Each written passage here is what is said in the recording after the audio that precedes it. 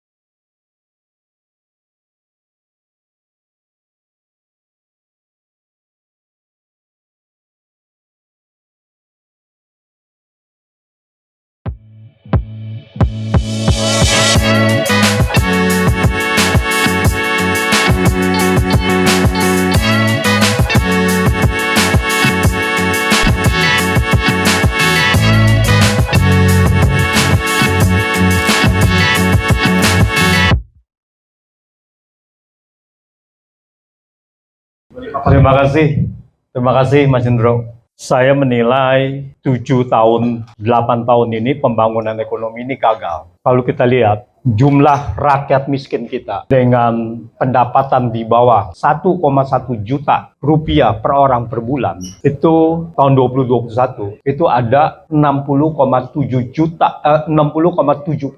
atau setara dengan 167,8 juta penduduk miskin yang pendapatannya 1,1 juta, di bawah 1,1 juta rupiah per orang. Kompas menerbitkan penelitian di mana 183,7 juta penduduk Indonesia tidak bisa memenuhi kebutuhan gizi harian.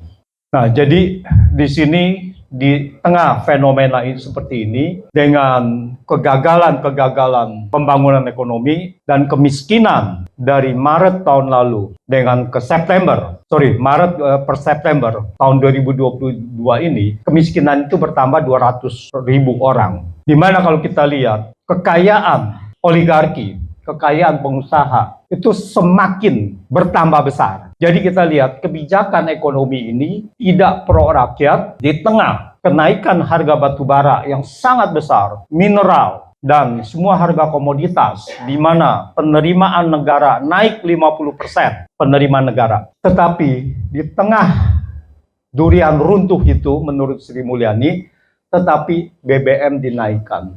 Pajak tahun 2022 dinaikkan. Pajak PPN dari 10% menjadi 11%. Pajak PPN ini adalah bersifat regresif, jadi bukan progresif. Jadi akan membuat ketimpangan semakin besar. Nah, di sini kalau kita lihat ekonomi ini sudah dengan Undang-Undang Cipta Kerja, ini kemiskinan akan semakin besar. Pembagian ekonomi di Indonesia, jadi distribusi, jadi income distribution di Indonesia, itu yang kalau kita lihat income itu pendapatan dari PDB dibagi dua, yaitu pekerja dan pengusaha. Pekerja itu hanya mendapatkan 40% dari total PDB. Sisanya sekitar 60% adalah pengusaha. Di negara kapitalis yang sangat kapitalis Amerika, pendapatan distribusi kepada pekerja itu 60% lebih, sekitar 62%. Di Belanda 68%. Jadi pengusaha itu hanya sekitar 30 sampai 35%, sampai 40%. Jadi ini sudah sangat kebalikan, di mana Undang-Undang Cipta Kerja ini akan memiskinkan para pekerja kita, akan meningkatkan kesenjangan sosial semakin melebar. Nah, ini mengenai situasi ekonominya. Tetapi akhir-akhir ini saya juga memberanikan mengamati atau mengkritisi hal-hal yang terkait dengan kebijakan publik, karena saya membawahi juga Political Economy and Public Policy Studies gitu. Nah, di mana adalah salah satu Perpu dan sebagainya, ini adalah bagian dari itu. Kalau kita lihat, pemerintah ini tidak akan berhenti menyuarakan perpanjangan Presiden Jokowi. Pengikutnya tidak akan berhenti. Kita lihat dari tahun awal 2022 itu disuarakan tadi Pak Bung Saganda sudah mengatakan 3 partai menyuarakan, lalu 2 menteri Bahlil dan Luhut. Kemudian kita mengkritisi habis-habisan, ya. Saya menulis setiap hari pada saat itu, mengkritisi setiap ada keluar ini, saya mengkritisi terus. Dan kemudian Luhut keluar dengan big data, 110 juta orang mengatakan bahwa mereka ingin memperpanjang masa jabatan Jokowi. Dan kemudian ditunjang oleh lembaga survei. Lembaga survei memberikan justifikasi bahwa popularitas Jokowi naik menjadi 73% pada saat itu. Sehingga bahwa rakyat meminta Jokowi diperpanjang. Setelah kita mengkritisi secara keras, lalu kemudian lembaga survei balik badan kemudian mengatakan bahwa ternyata yang menginginkan, yang popularitas Jokowi tidak sebanding sejalan dengan keinginan memperpanjang masa jabatan presiden. Jadi mereka menolak, tadi yang dikatakan oleh Bung Fajrul. Mereka banyak yang menolak untuk itu. Ini adalah lembaga survei. Menurut saya lembaga survei di sini adalah lembaga survei yang sudah dikondisikan, yang sudah dibayar, ya, untuk menceritakan hal-hal seperti ini. Kemudian, kenapa saya bilang bahwa tidak akan berhenti? Ya, lalu kemudian Luhut menggerakkan yang namanya abdesi, ya, abdesi menuntut perpanjangan. Kemudian Ketua MPR Bambang Susatyo mengatakan bahwa kita harus pikirkan ulang lagi, akan terjadi chaos dan sebagainya, dan krisis ekonomi, maka bisa diperpanjang. Ketua DPD juga mengatakan seperti itu. Jadi tidak akan diam. Dan kemudian yang terakhir adalah sekarang ini kepala desa yang saya mengatakan ini akan dikompensasi. Setelah ini kepala desa itu akan meminta perpanjangan Jokowi, masa jabatan Presiden Jokowi. Di sini kita lihat konstitusi tadi sudah mengatakan yang sudah dijelaskan oleh semua ahli tata negara. Tapi pertanyaannya adalah, hanya konstitusi kita ini dilanggar, tetapi masyarakat diam saja. Artinya ada sedikit-sedikit kita bicara mengenai MK dan sebagainya, tapi kita tahu MK sudah bagian dari itu. Saya sudah mengatakan bahwa MK adalah melanggar konstitusi dan wajib dibubarkan. MK ini sudah melanggar konstitusi. Tidak bisa MK memberikan interpretasi melanggar undang-undang, tetapi dengan kondisi bersyarat. Dia menginterpretasikan. MK tidak boleh menginterpretasikan seperti itu.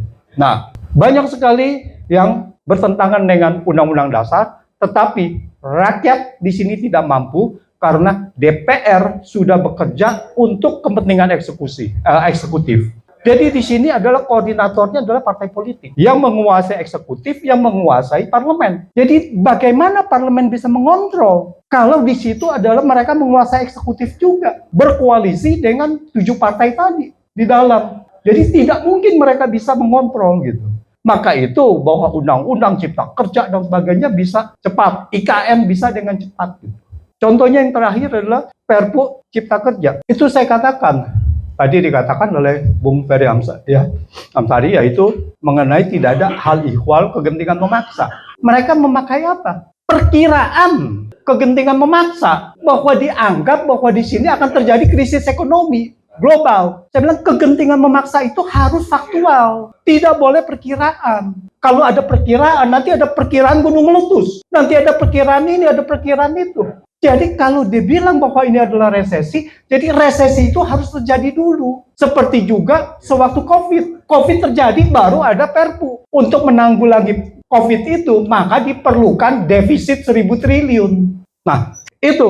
Jadi tidak bisa dengan perkiraan. Ini dengan begini, ini saya bilang ini sudah tidak sah Perpu ini.